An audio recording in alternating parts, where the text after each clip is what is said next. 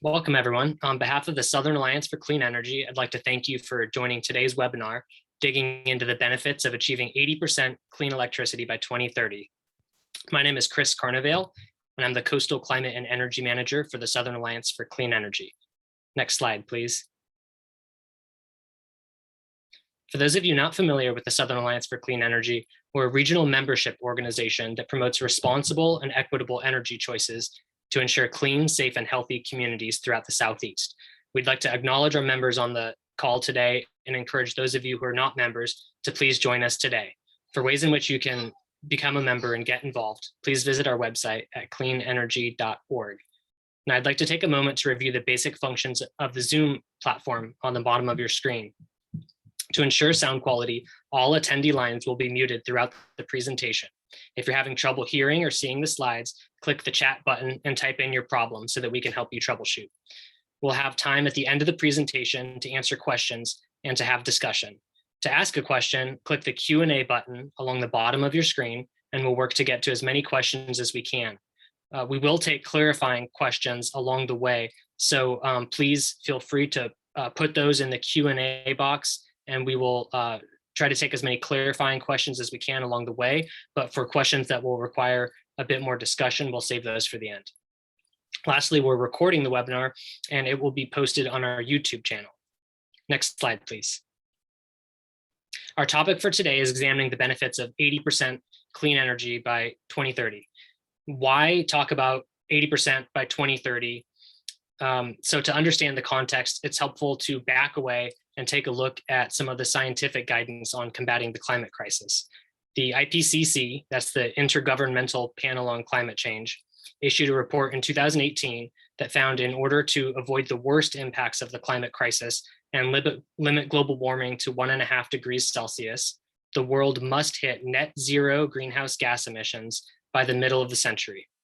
In order to do that, we need to get roughly halfway to zero by 2030 in this decade.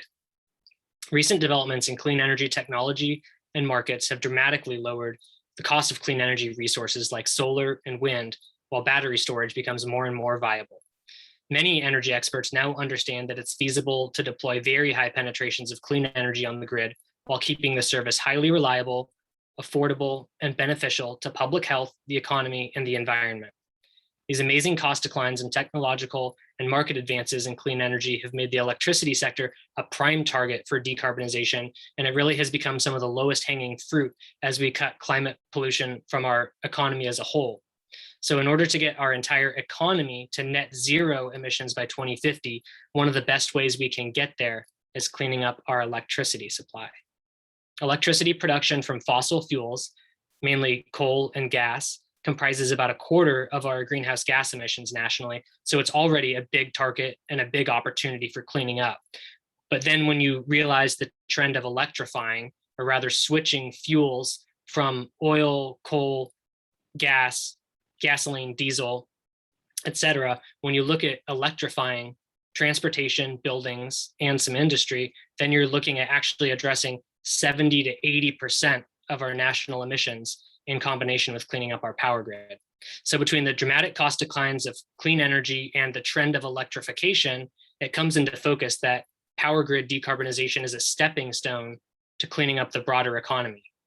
To that end, the Biden administration has set goals of 80% clean power by 2030 and 100% clean power by 2035, which would act as a springboard to getting the entire economy to net zero by 2050. Reaching the 80% target by 2030 is the primary goal of the most impactful climate policy mechanism under consideration by Congress this week, the Clean Electricity Performance Program, which our presenters today will discuss further. And just to reiterate, this is very timely because Congress is considering a body of climate policies as part of the Build Back Better Act that came out of House committees 2 weeks ago, and they are scheduled to be on the House floor this week. So this is very timely, and it's a great time to be learning about this topic and be getting involved in advocacy. So quite a body of literature has been developed over the past year or so, looking at various aspects of the power grid with large amounts of clean energy integration. And to help us make sense of some of the various reports that comprise this growing body of literature, we're joined today by Dan Esposito from Energy Innovation to discuss their new report, Studies Agree 80% Clean Electricity by 2030 would save lives and create jobs at minimal cost, which is a meta-analysis of 11 recent studies. We'll also hear from Maggie Shober, SACE's Director for Utility Reform, following Dan's presentation to talk about SACE analysis that examines how utilities in the Southeast could reach 100% clean electricity and how the Clean Electricity Performance Program relates to Southeast Utilities' current resource plans. Next slide, please. So Energy Innovation, where Dan joins us from, is a nonpartisan energy and climate policy think tank, providing customized research and analysis to help policymakers design and implement smart climate policies at the speed and scale required to prevent dangerous climate change. While organized as an LLC, Energy Innovation provides analysis on a not-for-profit basis, meaning they do not charge for their work or produce commissioned reports. Instead, they're funded by philanthropic foundations and individuals who support smart climate policy, not by private industries, government officials, or policymakers. Dan Esposito is a senior policy analyst at Energy Innovation, supporting their power sector transformation team in developing policy solutions that accelerate the transition to a clean, reliable, equitable, and affordable US electricity system. Before Energy Innovation, and worked as a principal consultant at PA Consulting, helping developers, utilities, banks, and private equity to finance new utility-scale wind, solar, and energy storage projects. He also worked in state government as a ratepayer advocate, the White House under President Obama, and a few other small clean energy consultancies and nonprofits. Dan has bachelor's degrees in physics and mathematics, as well as master's degrees in public affairs and environmental science. Then Maggie will join us from SACE. She works to speed the clean energy transformation in the Southeast through analysis and advocacy. She has expertise in renewable energy, energy efficiency, coal retirements, energy market modeling, and transmission. In October of 2019, Maggie transitioned into Director of Utility Reform position with SACE and leads SACE's technical work. Prior to SACE, Maggie advised energy companies and utilities as part of Navigant Consulting's energy practice. She also has hands-on experience in both federal and state policy.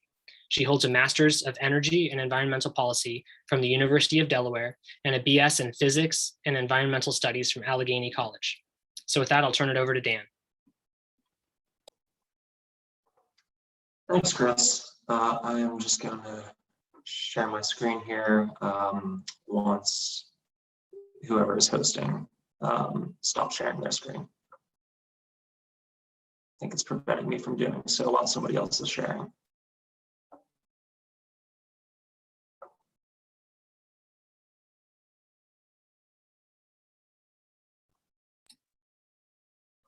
There we go. Okay.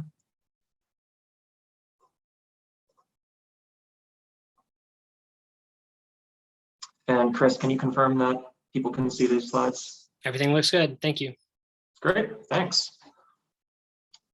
One more adjustment from my end here. Okay, yeah, thanks again for the introduction, Chris, and to SACE for inviting me to speak today. As Chris mentioned, my focus will be to cover the meta-analysis that Energy Innovation released earlier this month, which looks at what 11 expert studies say would happen if we got to roughly 80% clean electricity by 2030.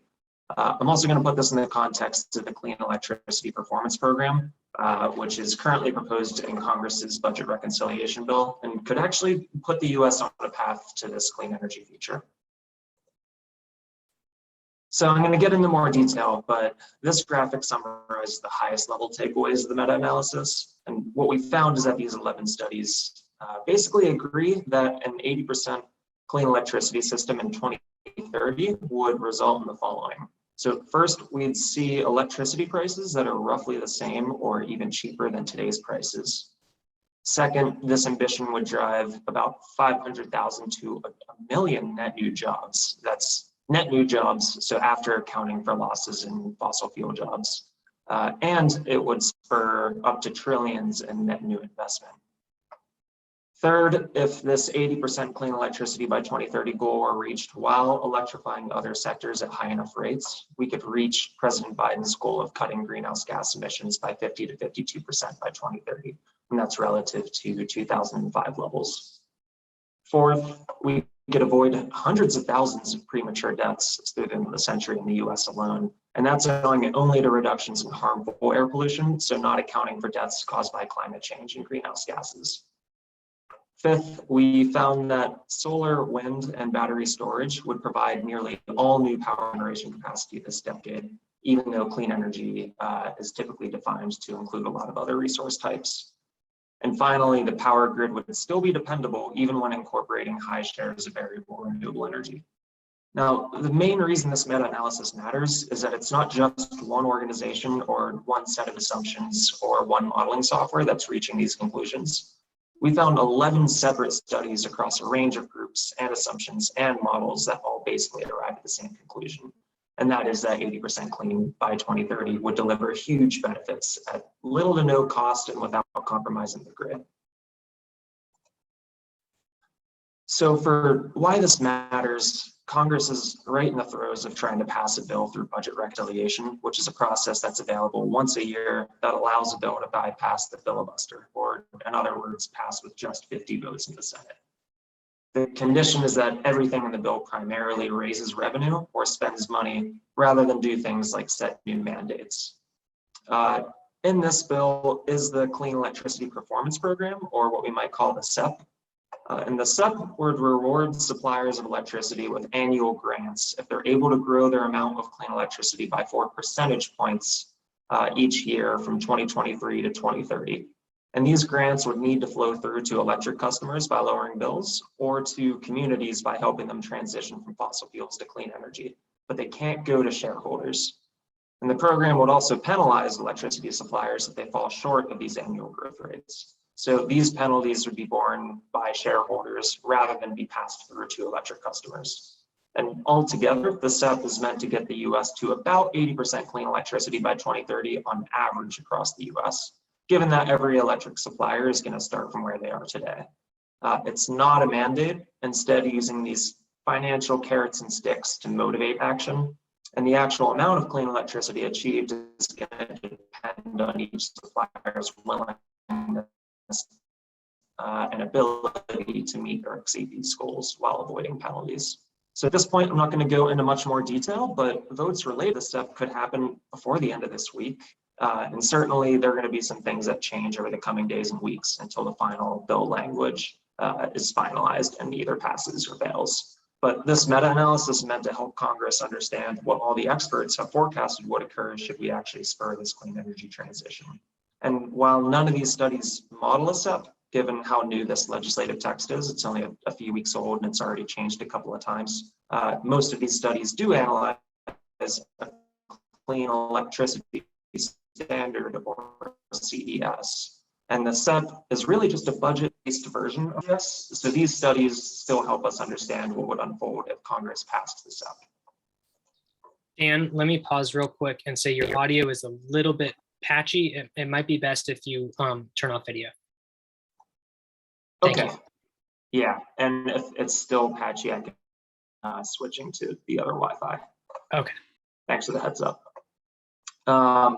So since these studies are looking at a CES or clean electricity standard, it's important that we're on the same page about what the key design elements for such a policy are and how the CEPP actually approximates them. So first, every CES policy sets one or more targets with a timeline for 100% clean electricity by 2030, whereas a CEPP has annual goals through 2030. So instead of every electric supplier being incentivized to hit 80% clean themselves by 2030, they each get to start from their current supply and get grants for adding 4 percentage points of clean electricity every year. Second, clean energy projects like wind farms and nukes generate what are called clean energy credits with their energy, and utilities can own these directly if they also own their power plants, or they can buy from independent projects. Utilities can also trade these credits amongst themselves, ultimately retiring them at the end of a compliance year to show that they've met their goal. This trading scheme helps to smooth out prices for complying with the program across all players in a given region. For the CEPP, it would be up to the Department of Energy, I believe, to decide how to design a compliance program, but the use of clean energy credits in some form is pretty broadly expected. Third, CES programs have to define clean energy, which almost always includes wind, solar, geothermal, nuclear, biomass, and existing hydropower. Some policies give partial credit for carbon capture and sequestration projects, and others extend partial credit even to natural gas in order to favor that fuel over coal. But right now, the CEPP includes natural gas paired with carbon capture in its definition of clean energy, but not natural gas by itself. Fourth, CES programs generally allow for alternative compliance payments, which let suppliers pay a fee for their shortfall in complying with the program. And this kind of acts as a cost ceiling. The CEPP has this in the form of its penalties for suppliers that fall short of their 4 percentage point increase per year. And finally, some CES programs allow utilities to bank their clean energy credits, which lets them over procure clean energy in early years when it might be cheaper to decarbonize, and then use those credits in later years when it gets tougher to squeeze out those last portions of their fossil generation. The last I heard, the CEPP lets suppliers spread compliance with its goals over a 3-year rolling period, which kind of mimics this banking provision for CES programs. So getting into the methodology for this meta-analysis, we began by grouping the 11 studies all released since 2020 into 3 tiers. Tier 1 is the most relevant. These studies looked explicitly at CES designs. Tier 2 was meant to capture studies that modeled other power sector policies that didn't include a CES, but we ended up finding just one that was relevant for the purposes of this study, and that one looked at clean energy tax credit extensions. And Tier 3 studies modeled the decarbonization of the broader economy, though in doing so, they tend to achieve high levels of clean electricity by 2030, which is relevant for this research. Our approach was to thoroughly read through these 11 studies, pulling data about their assumptions and findings across a standardized set of metrics, which are listed on the right-hand side here. We couldn't always directly compare these metrics, mostly due to differences in reporting.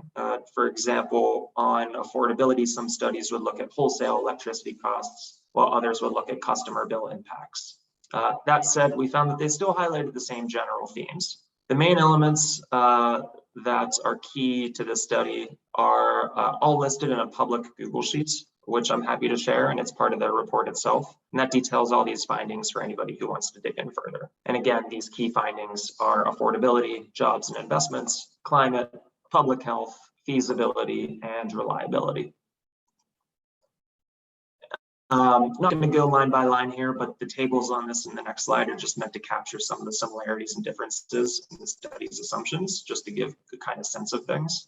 The 2 rightmost columns, you can see that they look at different CES targets and vary on things like whether they allow partial credit for gas and what level of electrification they assume in other sectors, so demonstrating some variety.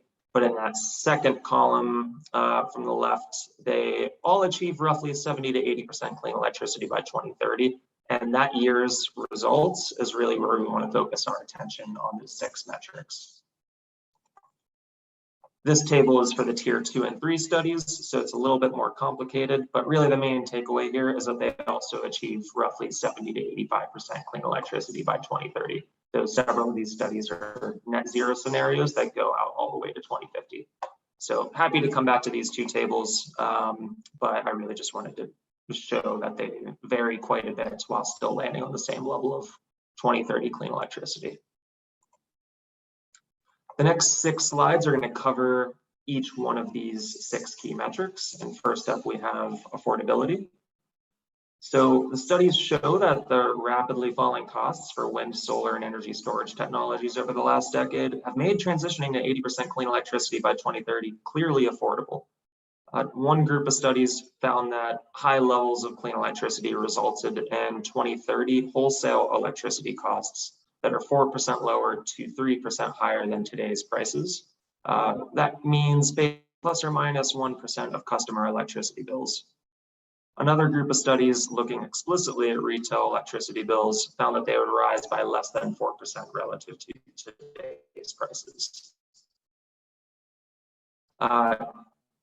That grant money from the Clean Electricity Performance Program, as well as the potential for extending federal clean energy tax credits, those would each put downward pressure on any cost increases. And when you combine those effects, you could even see bills falling by the end of this decade, which I'm sure would be a welcome thing to happen. Next up, the studies found that ambitious clean energy policy would drive a net increase of 500,000 to 1 million jobs annually and hundreds of billions to trillions of dollars in clean energy investment.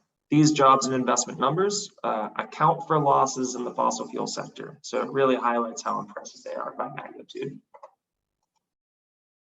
Now, really essential question for these policies is whether they actually put the US on track to meet our climate goal of cutting greenhouse gas emissions 50 to 52% by 2030 relative to 2005 levels. There isn't firm agreement on precisely how much clean electricity we need to meet this goal, because if you have a higher share of clean electricity on the grid, you get more of an emissions reduction bang for your buck for everything you convert from fossil fuels to electricity across the other sectors. That said, the studies suggest that getting to about 70 to 80% clean electricity is basically essential for us to meeting this climate goal. So given the challenge ahead for rapidly electrifying our vehicle fleet and our huge stock of buildings, 80% clean electricity puts us in a much better position to meet our 2030 goal than 70% clean. On the other hand, studies that model delayed clean electricity targets, like 100% clean by 2050, or studies that set pretty loose restrictions, like a low alternative compliance payment, each fell short in cutting emissions by the amount that we need. And relying only on tax credit extensions in place of a CES also didn't reduce emissions by the amount needed. Next up, we have public health, and these benefits are measured according to reductions in emissions of particulate matter, nitrous oxides, sulfur dioxide, and sometimes carbon dioxide when trying to approximate for climate-related damages.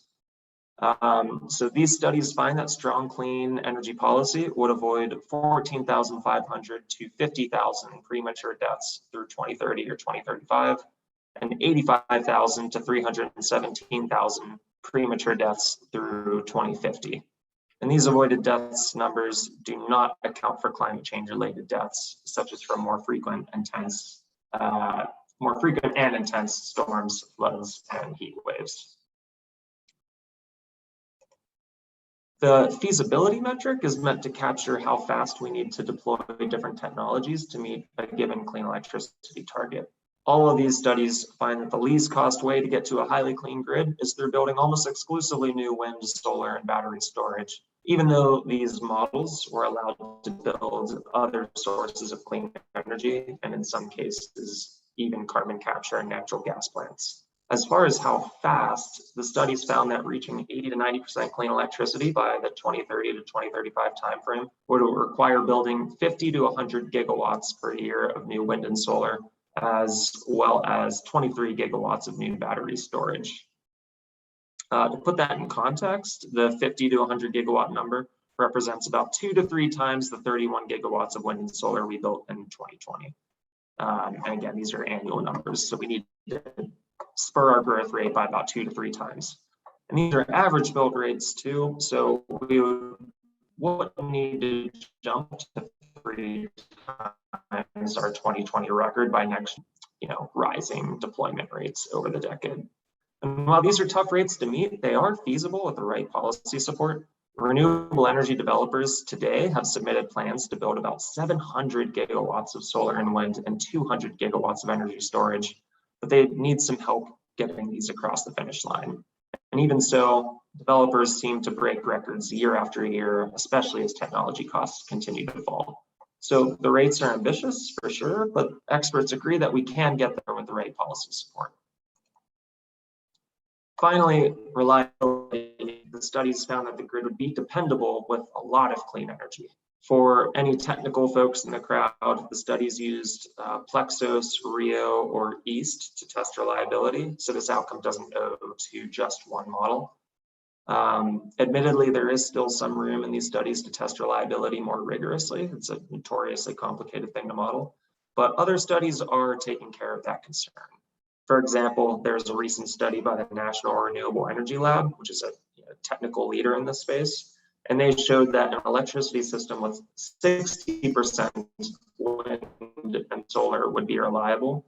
And when you pair that with the existing 20% of energy we get from nuclear and hydro today, that basically gives evidence that we can run a grid on 80% clean electricity. And it's, important to continue studying reliability in a high renewables world, but none of these studies revealed any red flags that should keep us from immediately building as much new clean energy resources as quickly as we can manage. Now, the whole point of this analysis was to inform policy recommendations, given that this is such a rare opportunity Congress has to pass clean energy legislation. And it's clear from these results, Clean Electricity Performance Program would help us make great strides toward meeting our climate goals while also unlocking immense benefits for the public. Along with passing the CEPP, we would recommend that the policy not give partial credit to natural gas. In short, it would lead to more gas consumption, which might not deliver any climate benefits given upstream methane emissions, which are always tough to account for. And oh, sorry here. There we go. And also building new gas infrastructure would work against us getting to 100% clean electricity by 2035. And we could all end up being stranded with the cost of bringing these assets offline too early. To complement the CEPP, we wanted to highlight 5 other recommendations. First, Congress should extend federal clean energy tax credits at their full value through at least 2030 and convert them to direct pay mechanisms to help all electric suppliers qualify and let all clean energy technologies qualify. Whereas the CEPP drives demand for clean energy, tax credits help drive supply by lowering costs even further, shifting them from electric customers through our rates to taxpayers. And these tax credit provisions are already part of the reconciliation package as it stands right now, at least. Second, we would recommend that Congress establish and fund a grid deployment authority at the Department of Energy, which would support building new bulk transmission lines that can reduce congestion and allow more generators to be deployed where wind and solar resources are of the highest quality and move that energy to large city centers. Right now, this exists as part of the bipartisan infrastructure bill that's currently before Congress as well. Third, Congress should reaffirm the Federal Energy Regulatory Commission's authority to change the process by which generators connect to the grid. Doing so would help unlock those hundreds of gigawatts of planned projects that I mentioned earlier, which have been basically stuck in the mud by slow administrative timelines and pretty unfair methods of allocating costs among these projects. Luckily, the Federal Energy Regulatory Commission is starting down this path already, but a legislative directive would make sure that this commission has what it needs to reform these processes. Fourth, Congress should promote a quicker timeline for retiring uneconomic coal plants and fund economic transition assistance with a focus on public power and rural cooperatives. The agriculture bill, currently part of budget reconciliation, has $9.5 billion allocated in grants to co-ops to pay down bad debt or invest in new renewables, as one example. And finally, Congress should fund research, development, and demonstration of promising technologies to put us on the path to getting to 100% clean electricity by 2035, as that is really that end goal. All that is to say, if Congress can pass both the bipartisan bill and the reconciliation bill, and if the Federal Energy Regulatory Commission is successful in revising the interconnection process, 80% clean electricity by 2030 could be achieved at great benefit to all Americans. And with that, thanks everybody for your attention. Really do appreciate everybody being here today. And I'm going to hand things back over to Chris. Let me stop the show. Thank you, Dan. That was great. So next up, we have Maggie Shober, Director of Utility Reform with SACE.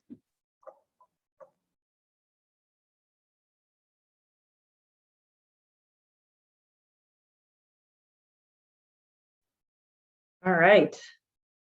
Hello, everybody. Thank you, Dan. That was a great overview. I'm just going to tag on a little piece of analysis that came out just in time for this webinar. It was actually published this morning on SACE's website, cleanenergy.org. But as some folks that have joined us may know, SACE did a report earlier this summer to look at 4 utility holding companies in the Southeast, the largest in the Southeast. So that would be Southern Company, Duke Energy, TVA, and NextEra. And we looked at what it would look like for those 4 utilities, their subsidiaries, to all get to 100% clean electricity by 2035. So now that we have CEPP, CEPP language out from the House budget reconciliation bill process that passed out of the House Energy and Commerce Committee on September 15th. And we took that language and said, okay, well, what would it look like if these utilities, these 4 large utilities and holding companies, were to apply the CEPP to their current resource plans, which are integrated resource plans, or IRPs is typically what we talk about with these utilities. So we looked at that. One of the questions about the CEPP is this a way that, you know, we're setting up a policy that would pay utilities to do what they're already planning to do?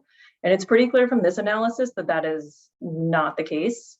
That we have, while we have some utilities that are deploying clean electricity sources faster than others in the Southeast, we do not have any of, of these utilities in particular that achieve that 4% per year mark on average over the 2023 to 2030 timeframe. Some of them meet it at different points, but not sustained throughout the whole timeframe. Dan was, very thorough in their analysis of, this 4% level is possible. These are all the benefits. And here we're just showing, this isn't happening without a CEPP in place. That kind of policy is needed to deploy clean electricity, acceleration of the clean electricity transition to the rate that is called for to meet that 80% by 2030 and then 100% by 2035 goals that both Dan and Chris talked about. So here on the slide are, the high level results. You can see this covers utilities in the Carolinas, Georgia, Alabama, Mississippi, Tennessee, and Florida.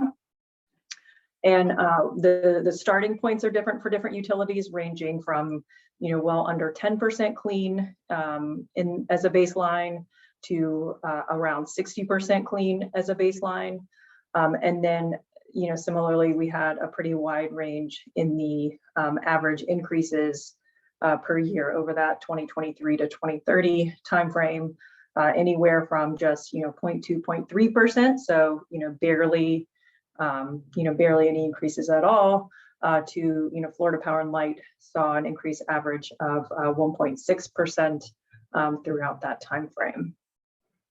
And again, this analysis is up on our website, or you can visit the bit.ly on the slide to read more about what we looked at.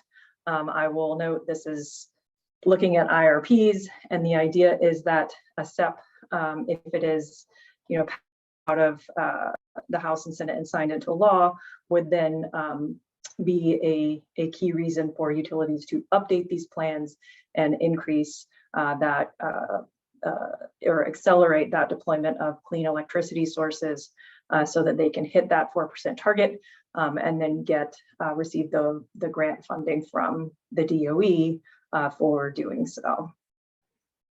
All right, and now I think I hand it back over to Chris to do our Q&A. Great, thanks, Maggie.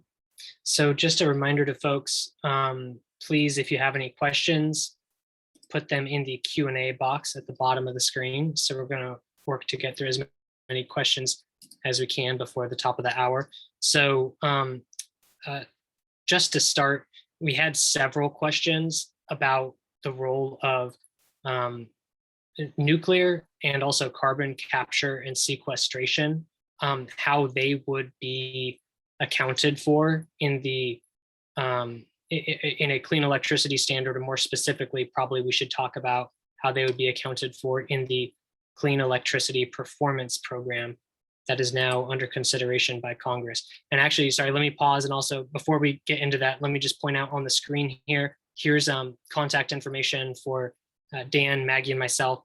And there is a link for everybody on the webinar should contact their member of Congress today. As I mentioned earlier, Congress is actively considering this. This policy and other very critical climate policies are probably coming to the House floor this week. So every member of Congress needs to hear from constituents in support of the climate policies, particularly the Clean Electricity Performance Program in the Build Back Better Act. So sorry for that aside, but let me return to the question. So there were several questions that came in about the treatment of nuclear energy and carbon capture and sequestration. So Dan, would you like to start that? And Maggie, maybe you can tack on? Yeah, definitely. So basically a couple findings from the meta-analysis first. One is that even though a lot of these studies allowed nuclear and CCS to qualify as clean energy, really what the programs ended up doing is just maintaining a lot of the existing nuclear fleets, a lot of which is kind of threatened by low electricity prices these days, but keeping them online because they do have a ton of baseload generation. Every time you retire a nuke that's already online today, it takes a huge amount of renewables and storage to replace it. And so it kind of preserves the generation of the existing fleets until we reach a point where renewables and storage can replace them. Because if we saw those growth rates, if you need to build 2 to 3 times as much wind and solar as we ever have historically, it would be a much higher growth rate if we shut down the existing nuclear plants. We also found that none of these studies really built new nuclear, probably owing to the really high costs we've seen of existing projects of new projects like the one in Georgia that has just suffered delays for years and years now. So none of these studies built new nuclear, and very few built any carbon capture and sequestration. I think there are maybe 2 to 3 that put a couple gigawatts online.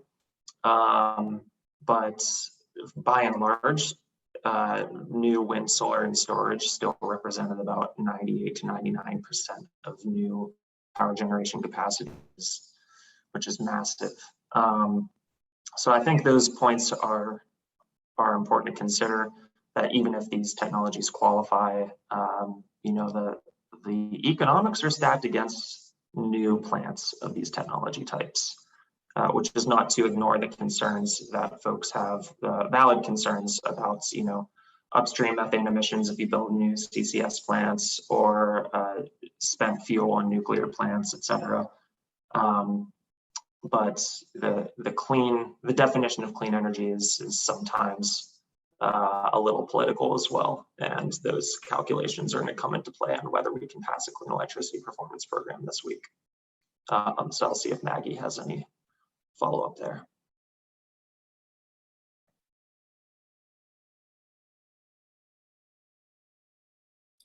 Maggie, did you want to contribute? Yep. Sorry, I lost my unmute button for a second there. Yeah, I agree with Dan's points about nuclear. I'll just kind of bring it to the southeast side of things, where the utilities that you do see with high levels of a high baseline, that is because we have a number of utilities that have a large share that provide electricity using a lot of nuclear power, in particular, such as TVA and both of Duke's Carolinas subsidiaries.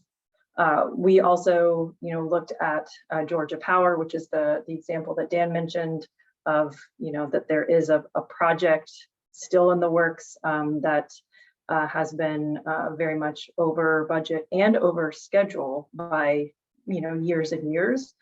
So even though the way the CEPP is written, it would technically allow for new nuclear to count. It doesn't seem likely on our end either, both because of the cost of it, but also because of the timing. If these projects are taking 20 years to get going, obviously this program has a much smaller time window in which utilities really need to get projects on the ground and operating. And so we don't see new nuclear or carbon, any plants with carbon capture and sequestration, CCS, coming online in that time frame, fast enough to help with these. So in that sense, if it's a political trade-off to include them as optional resources, I think that can be a smart political move to do. It means that the program is more likely to move forward. So following on that, the idea that some resources like a new nuclear plant may take longer than the 2030 timeframe to bring online. I've seen some commentary that the CEPP disadvantages, or it could be seen as disadvantaging something like a nuclear plant because of that long construction timeline. Dan, from the studies that look out past 2030 to 2035 or maybe longer, and you kind of take out that 2030 end point, what do you see on the deployment of nuclear or carbon capture and sequestration when you take that timeline out, just based on cost and resource adequacy and that kind of thing?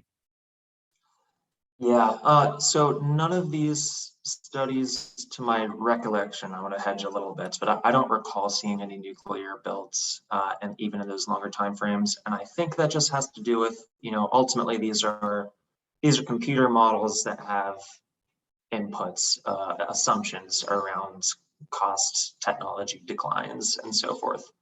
And over time, just about any cost curve that you look at will show wind, solar, storage, offshore wind, etc., getting cheaper over time. You don't really see that with nuclear or natural gas. Maybe you do a little bit with CCS, but the assumptions that are being fed in don't show or don't assume that nuclear costs will come down. In reality, I suppose if you had a breakthrough in something like modulars, then you could be I would say an independent developer, for instance, who says, hey, we're still going to need huge amounts of clean energy coming online. Maybe we take this financial risk on ourselves to try to build a modular nuke. And in theory, that could come online in the 2030 timeframe. But we're just not seeing that from these studies, at least. There are some studies that show a ramp up of carbon capture in the 2040s, but those are in scenarios where certain restrictions are put in place. So if you artificially restrict the amount of clean energy from wind and solar and storage that can come online in any given year, then to electrify the broader economy, you need other resources. And sometimes these models select CCS, carbon capture, as an option. But then you look at other scenarios where, say, you assume that the costs for something like geothermal or long duration energy storage come down a little bit more quickly, or CCS is still kind of unproven, and if the best you can do is capture 85% of the emissions or something like that, maybe from a public policy standpoint, we say that's not really good enough to qualify.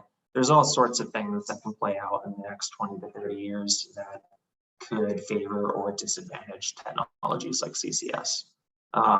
So the reason our focus has been on the next 10 years has been, before we even have to worry about decarbonizing that last 20% of our electricity generation, we know we can get to 80% clean, and that it is most likely to be supplied primarily by wind, solar, and storage.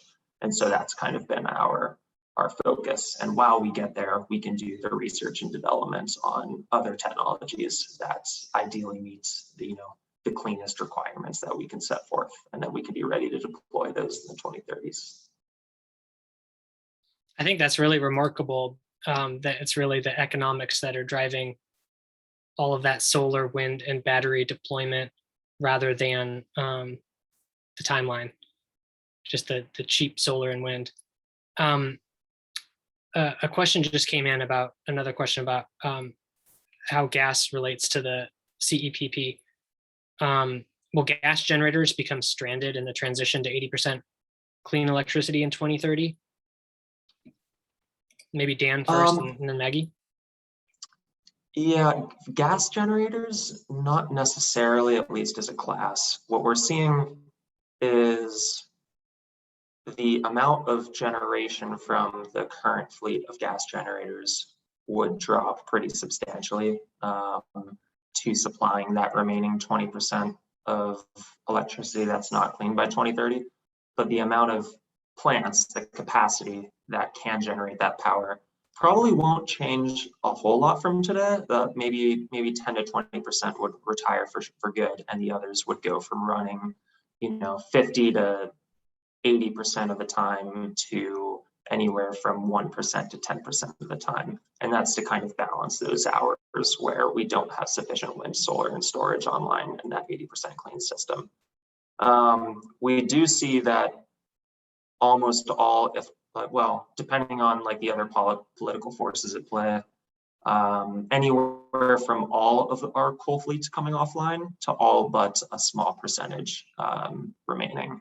And we also don't see much to any new natural gas plants being built. Once a policy like this is passed, then maybe there are some gas plants that are in the final stages of development that make it across the finish line, and they would be the most efficient in the fleets. But you might see a lot of other projects get canceled, and really the financial proposition goes away for new natural gas projects.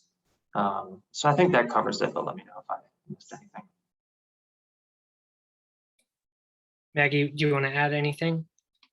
Yeah, I thought that covered it. I think just kind of on that last point that Dan made, that's particularly critical in the Southeast, where most of our utilities have some sort of planned gas plant in the works in the next 5 to 10 years. And obviously, under this kind of policy, if utilities do continue to try to build those, get permission from their regulators and move forward with that kind of construction, those plants in particular would be at risk, especially if they are gas combined cycle plants, which are designed to run at pretty high capacity factors, and would need to do that in order to kind of recoup the investment that the utilities made in building this plant. Whereas if you have more of a peaker style plant, a CT combustion turbine, that sort of thing, those plants are much less expensive to build outright, and so their main purpose is to provide that capacity, and aren't designed to run a whole lot. So it depends on the kinds of investments. It depends on the regulatory structure of the utility, and it depends on obviously where that project is in the development timeline.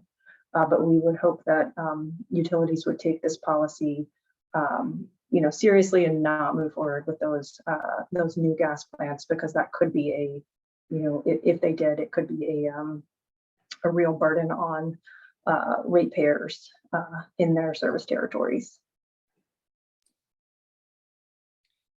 Can you explain the difference between net zero and zero emissions?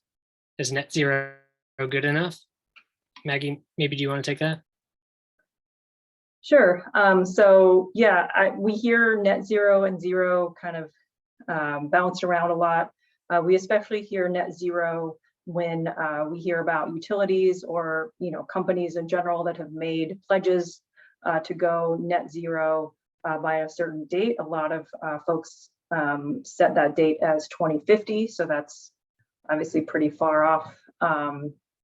But net zero basically means that any emissions you are still emitting at that point in time, you also have something that, you know, offsets it, whether that's some way to purchase offsets, whether that's some way to, you know, some people see use of CCS as net zero. So if you have, you know, biomass with CCS, or if you have, you know, something like that, that you would be somehow pulling carbon out of the air and capturing it.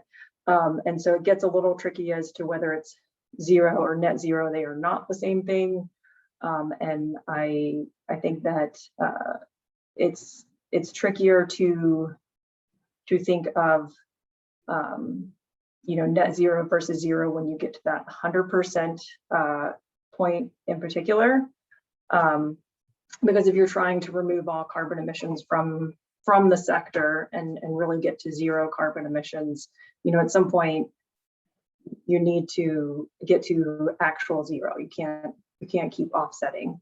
One thing that I will say about the CEPP is, since it does focus on increasing shares of clean electricity, that's not, you know, really a question that's answered by this CEPP, because it's not focusing on, you know, reducing carbon emissions by a certain percent. It's focusing on increasing the percentage of megawatt hours that are generated from sources that do not emit carbon. So it's not a sort of political ball for this particular policy. Do you want to add anything on that, Dan? No, I think that last point in particular is exactly right for the purposes of this policy. And yeah, I don't have anything else to add. I think you covered it. And I should say too, in the introductory comments I gave, I mentioned that the IPCC made their recommendation that the global economy needs to get to net zero by 2050. That's just a direct quote from them. Their terminology is net zero. So that is a specific use of that word there, because that is the IPCC, what's in the IPCC report. Maggie, this is probably a question for you. Are Duke and Southern Company the largest carbon emitters in the US? Do you know? Or if not, do you know who is? As in terms of electric utilities, I think they are in the top 10. I don't think they are the largest. I think that we have a number of pretty high emitters here in the Southeast. I think there are other utilities out there that are large utilities like Duke and Southern that do also have high emissions, you know, across the board. So it is also key that, you know, in the Southeast, we do have some of these, you know, much larger utilities, and we have a, you know, vertically integrated regulatory model. So where there are large utilities in other parts of the country, their emissions might be measured slightly differently if they're a part of an RTO market, and they're not, you know, owning their own generation. Whereas here in the Southeast, you have to kind of look at, okay, are we measuring the emissions from power plants that Duke or Southern Company owns? Are we measuring emissions from, you know, the megawatt hours that are being provided to their customers? Because those are not always the same thing. So it kind of matters a little bit how you measure it as well. Okay. Here's a question on the CEPP incentives and who they're accessible to.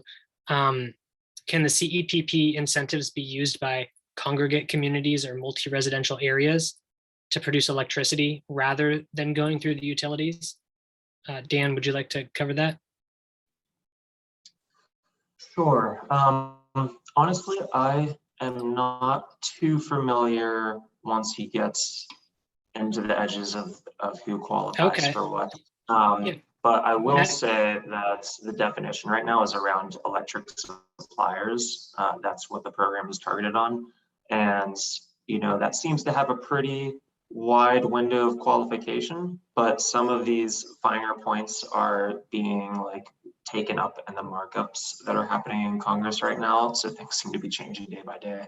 And ultimately, it would be the Department of Energy that designs the program, and they're going to have some flexibility with how they interpret it.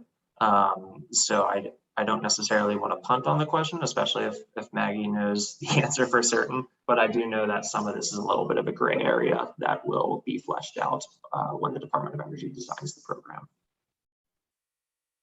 Yeah, Dan, I think that the way it's written, it does read as targeting utilities, whether that's how the ultimate program rules end up once DOE kind of puts all the details in. I'm not sure. I will note that there are other parts of sort of the climate and energy measures that are in the Build Back Better Act more broadly that would be relevant, particularly. So there's an extension and expansion of clean energy tax credits. So these are like the ITC and PTC. And one key part of that is that they would be expanded to include what's called direct pay.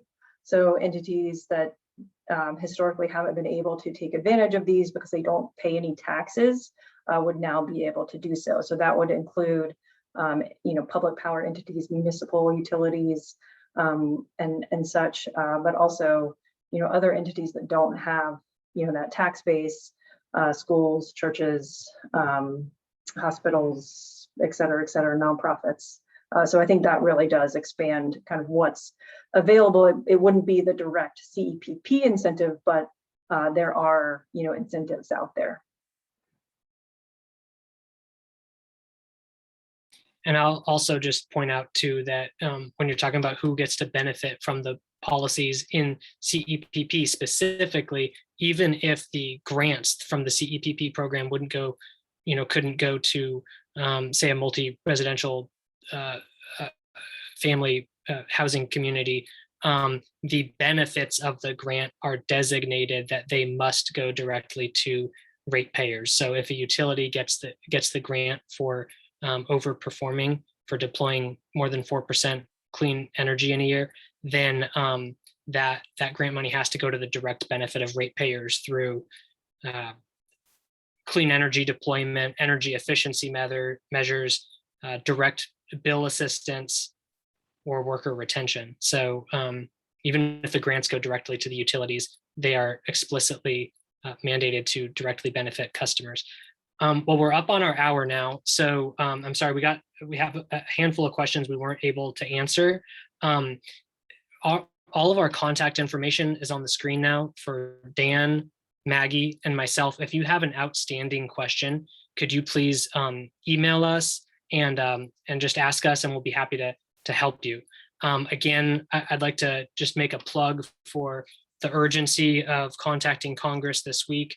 The CEPP, the Clean Electricity Performance Program, along with that expansion and extension of the tax credits that Maggie mentioned, and a handful of other really important, the largest climate policy and clean energy policy in US history is supposed to be on the floor of the House of Representatives this week. So if you have not yet, or even if you have, please call your members of Congress, get in touch with them, let them know that you're requesting them to give full support to funding these important climate measures that save lives, keep costs low, and improve the economy. So there's the link on the screen you can see there, and we will include that in a follow-up email to you once we've posted the recording of this webinar, and we'll send you the link to that also. So yeah, thanks again everyone for joining, and hope you have a great day.